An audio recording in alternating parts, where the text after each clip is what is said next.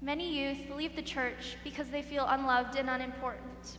Make them feel important by telling them how much you appreciate them coming to church every Sabbath. This may be difficult. It may require some of you to get out of your comfort zone. It may require you to go out of your way to let another young person know that you care about them. But don't be afraid to let a young person know. These people need you. You are important to them. Your prayers and support are important to them. They want to know that you're there for them. Please turn to 1 Peter 5:8.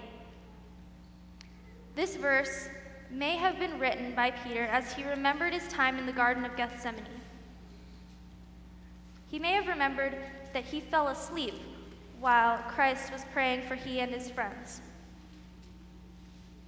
It says, "Be sober, be vigilant, because your adversary the devil walks about like a roaring lion, seeking whom he may devour."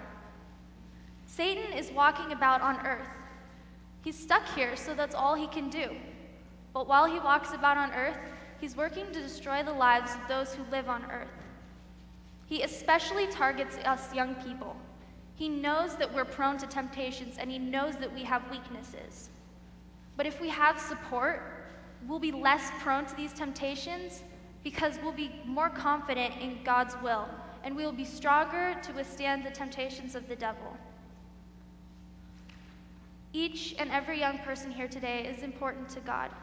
God has a plan for each one of them, and they're all loved the same by God. In fact, everyone here is important to God, and he loves all of us so much. Did you know that in our bodies, all the way down to our very cells, God is with us? There's a molecular protein found in each one of your bodies that's called laminin. This protein in your body is amazing because it proves that, thank you, it proves that God himself created you and loves you.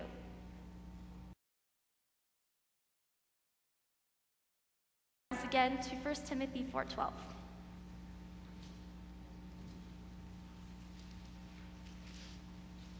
This verse is directed especially to the youth. So if you're a youth, I ask that you also will open your Bibles with me and look at what God has to say to you.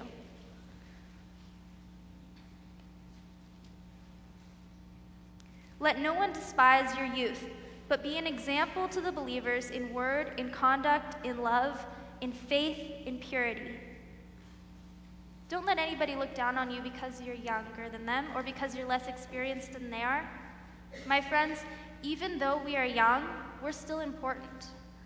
Christ loves us just as much as the older people in our church. He cares about us just as much as he cares about them. Don't let anybody tell you differently. Now, church family, please don't let these youth think that they are less important than you. They can preach sermons too. They can teach you about Christ just as much as you can tell them the story of the gospel. We're all equal here. Our church needs to be a church of unity for other people in our community to see.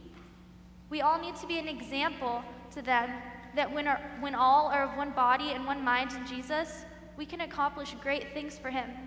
It's astonishing to see a church work together with one accord, and we can be that church. In Romans 8:28, it says, "And we know that all things work together for good to those that love God, for those who are called according to his purpose." If we work together for one purpose, we can accomplish so many things. We could have a larger youth group or a more active prayer chain, and we could even have more people standing here where I'm standing right now, telling you their stories about how someone prayed for them and how they later decided to follow Jesus. If we work together to pray for those who are still attending this church, as well as for those who are straying away from the truth, we can draw so many more people through our doors. My message for you today is especially important to me because I am a youth. I'm standing here today because I found a deeper joy and happiness. I found Christ, and I would never have found him in the special way that I did if someone close to my own age hadn't got up and told us the story of how Christ had worked in their lives. That same person not only told me what Christ had done for me, but that person prayed for me. I had a need to be desired, and I wanted to be loved and accepted by someone. I found someone who accepts me for who I am. He created me and everything around me. Even though he's so big and powerful, he can be small and personal for me. Just a few Sabbaths ago, I received a phone call from one of the elderly members in our church. It was getting close to sundown, and I had just finished my draft for this sermon. The person on the phone told me that they saw in the bulletin that I would be preaching in a few weeks. That person told me that they would be praying for me and that they loved me. It was so special. Pray for the youth in our church. It's important to them. Not just the youth that have gone astray, but all the youth, and see what God will do with your prayers. I have a short slideshow that I would like you to see that has to do with praying for people.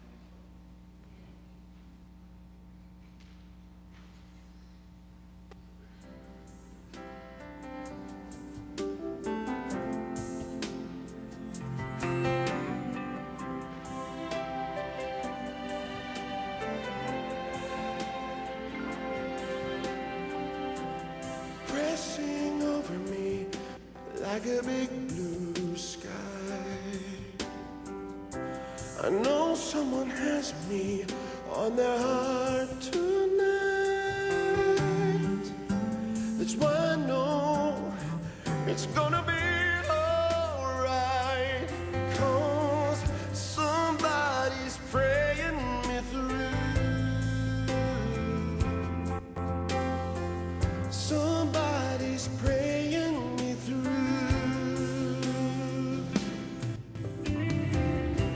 It may be my mother, it might be my dad,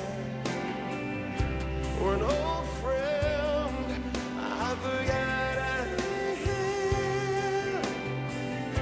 But whoever it is, I'm so glad that somebody's praying me through. Yes, somebody's praying me through. Through the tears, through the rain, through the sorrow, through the pain, it keeps bringing me through, over and over